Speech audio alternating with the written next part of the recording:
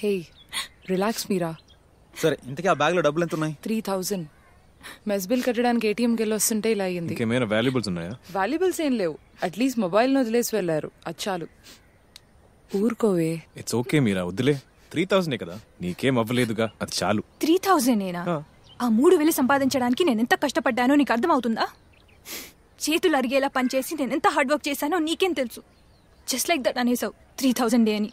సరే ఇప్పుడు మనం ఏం చేస్తాం చెప్పు? పోలీస్ స్టేషన్ కి పోదాం, కంప్లైంట్ చేద్దాం. Police station? Come on Meera, police station అవి ఎందుకు ఇప్పుడు? పోనీ ఇంకెక్కడికి వెళ్దాం? ఏం చేసినా డబ్బులు తిరిగి వస్తాయో చెప్పు. మనం ఏమీ చేయలేం, ఇక మీదట కేర్ఫుల్ గా ఉండాలంతే. ఓ మనం ఏం చేయలేం కదా.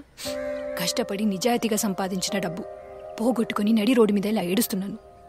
కానీ ఎవడో ఒకడు దాన్ని ఈజీగా కొట్టేసి ఎక్కడో సంతోషంగా ఉండుంటాడు. వాడిని మనం ఏం చేయలేం కదా. అసలు ఇలాంటి దుర్మార్గులకి ప్రశాంతంగా నిద్ర ఎలా పడుతుందో. డోంట్ వరీ మీరా, ఆ దొంగ ఇప్పుడైతే తప్పించుకోవచ్చేమో గానీ నేను చెప్తున్నాగా, కన్ఫర్మ్ గా ఏదో రోజు దొరుకుతాడు. తప్పు చేసిన వాళ్ళు ఎవరైనా ఏదో ఒక రోజు దొరకాల్సిందే.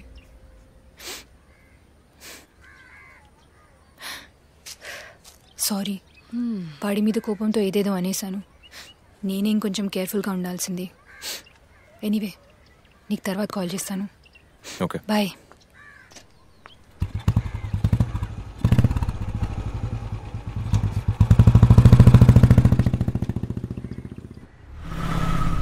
ఫోన్లో మాట్లాడేటప్పుడు నార్మల్గానే మాట్లాడాడు. ఎలా పసిగట్టాడో అర్థం కావట్లేదు సార్. ఆ నెంబర్ స్విచ్ ఆఫ్ చేశాడు సార్. వాడు ఏ ఐపీ అడ్రస్ నుంచి యాడ్ పోస్ట్ చేశాడని ట్రాక్ చేస్తే Ameerpet metro station free wifi అని చూపిస్తుంది సార్. వాయిస్ కాల్స్ ఫ్రీక్వెంట్గా ఏ టౌన్ నుంచి వస్తున్నాయి? మాక్సిమం అసర్టెడ్ లొకేషన్స్ అని చూపిస్తుంది సార్. కానీ మాదాపూర్ సరౌండింగ్ టవర్స్ నుంచి ఫ్రీక్వెంట్గా యూజ్ అవుతోంది సార్. ఈ 9లో ఒకసారి ఎంక్వైరీ చేయండి. వాయిస్ని బట్టి ఎస్టిమేట్ చేస్తే వాడి వయసు 30 లోపే ఉంటుంది. Communication skills are great. బాగా చదువుకున్నవాడి. Might be decent and well dressed. ఈ ఇన్పుట్స్ అన్నీ ఇవ్వండి and then will see. Okay?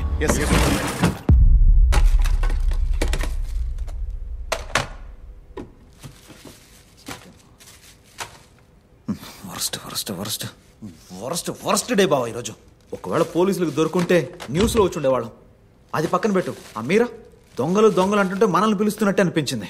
పా వర్స్ట్ డే రా బావా. మనం ఎవరికేం ద్రోహం చేసాంరా? మనకెందుకు ఇలా జరుగుతుంది? తలుచుకుంటేనే ఒళ్ళు మండిపోతుంది.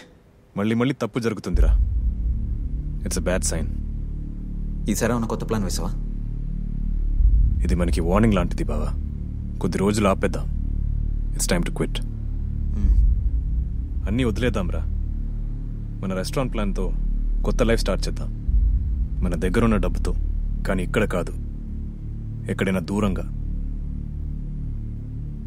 ఏమంటావు? ఎక్కడికి వెళ్తున్నావు? ఎప్పుడు వెళ్తున్నావు? 2 రోజుల్లోనా? ఏంటి సడన్ గా? ఆ రోజు చెప్పాంగా. ఎక్కడికి వెళ్తున్నాం? గోవా. వావ్, ఐడియా సూపర్ గా ఉంది. రెస్టారెంట్ బిజినెస్ కి సూపర్ ప్లేస్ డూడ్. బీచ్లు, పబ్బులు, పార్టీలని ఊరంతా కలర్ఫుల్ గా ఉంటుంది. అక్కడికి వెళ్తున్నావు అని తెలిసినప్పటి నుంచి నాకు గాల్లో తేలుతున్నట్టుగా ఉంది. గోవా వెళ్దాం, ఎంజాయ్ చేద్దాం, బిజినెస్ స్టార్ట్ చేద్దాం, మందులో ఈత కొడదాం, పెళ్లి చేసుకుందాం. సిగ్గుచుడు. గోవాలో గుడి ఉంటుందో లేదో నాకు తెలియదు, బట్ చర్చ్ అయినా కూడా నాకు okay.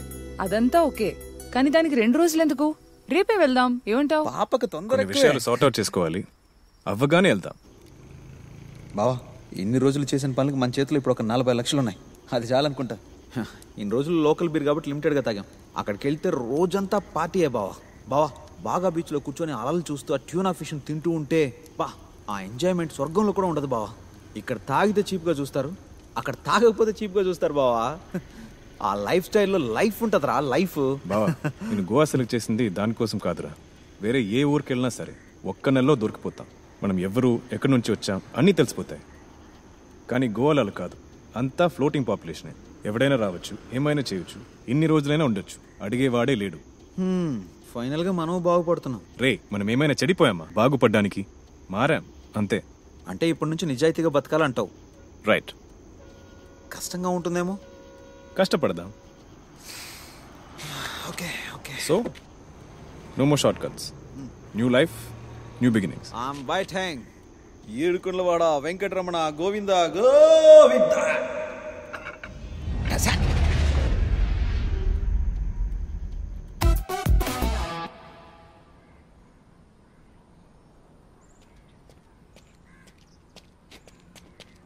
Sir, 2 కుర్రోళ్ళంట.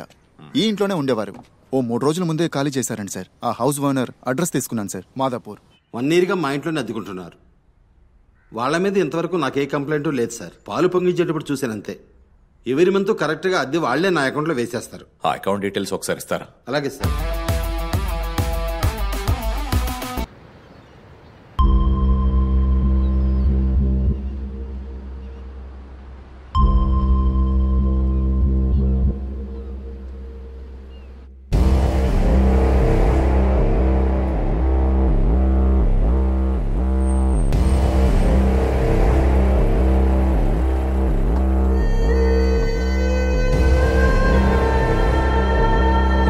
Set? Yes, sir. DCP Pratap here. Sir. वो लोग का रूम नंबर क्या है? स्ट्राइट जाके वहां से राइट ले लो sir.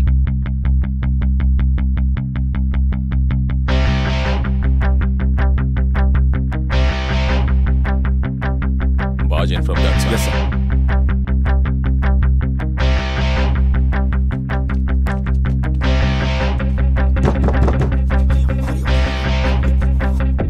Don't use weapons until I say. Okay, sir.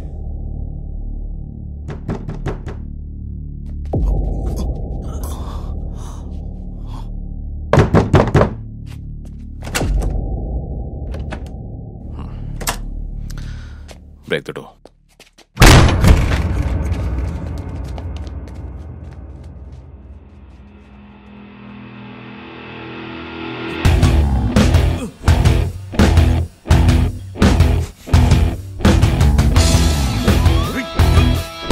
Police.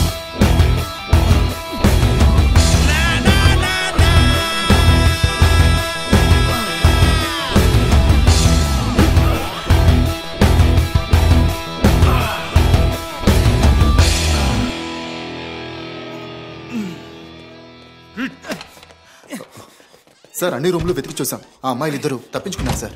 ఈసారి కూడా మిస్ అయ్యారు.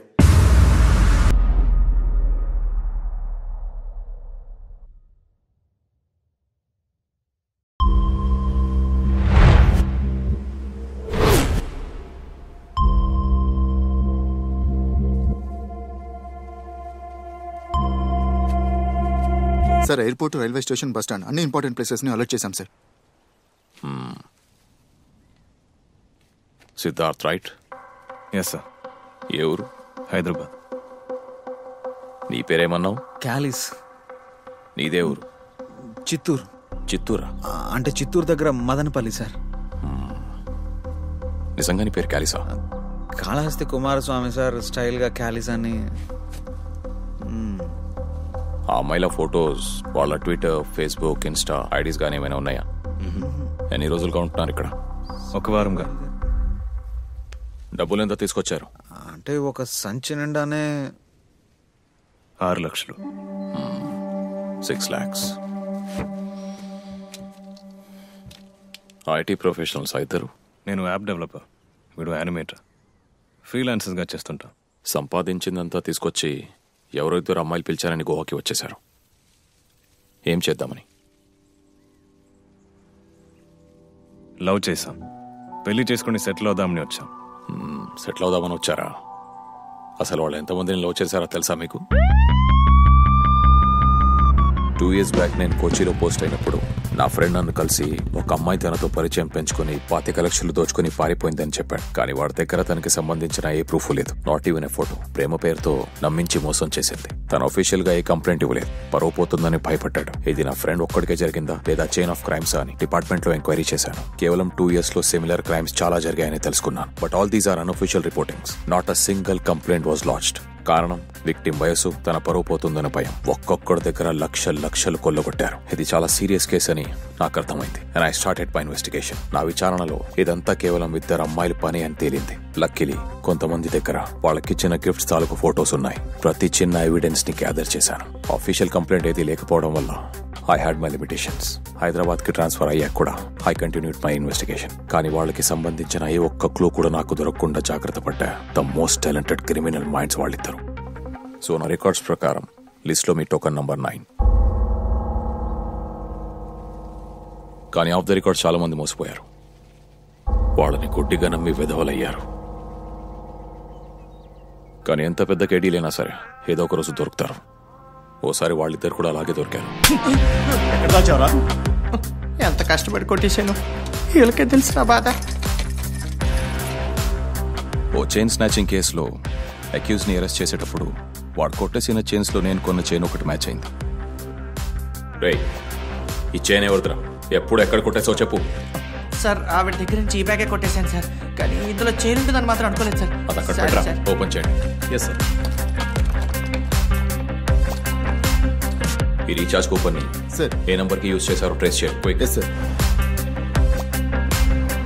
సార్ ఈ నెంబర్కే రీఛార్జ్ చేశారు, కానీ ఆ నెంబర్ ఇప్పుడు స్విచ్ ఆఫ్. దొరబాబు అనే ఐడితో రిజిస్టర్ అయింది సార్, మియాపూర్. ఆ ఏరియాకి వెళ్ళి గురు ఎంక్వైరీ చేశారు sir. Actually not that helpful. CDR check చేస్తే ఈ నెంబర్కి ఫ్రీక్వెంట్గా కాల్స్ వెళ్తున్నట్టు తెలుస్తుంది సార్. ఆ అడ్రస్ ప్రూఫ్ని బేస్ చేసుకుని మీ ఇంటికి వచ్చాము. మీ హౌస్ ఓనర్తో మాట్లాడ చూశాను, నథింగ్ హెల్ప్డ్. కానీ నువ్వు అప్పుడు కొనుక్కున్న కొత్త సిమ్ నీ లొకేషన్ ఎక్కడో చూపించింది. నువ్వు మొబైల్ కూడా మార్చలేదు కదా, ఇంకా ఈజీ అయింది. వాళ్ళని పట్టుకుందామని ఇక్కడికి వచ్చాం, కానీ ఎస్కేప్ అయ్యారు.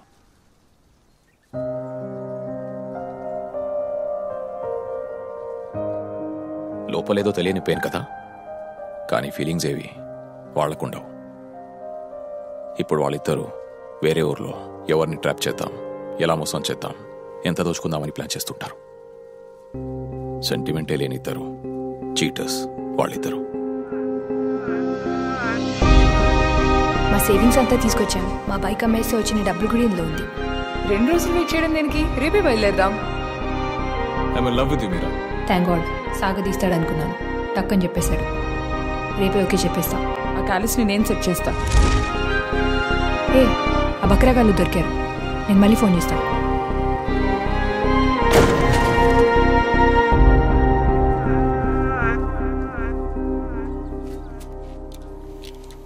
అమ్జద్ సార్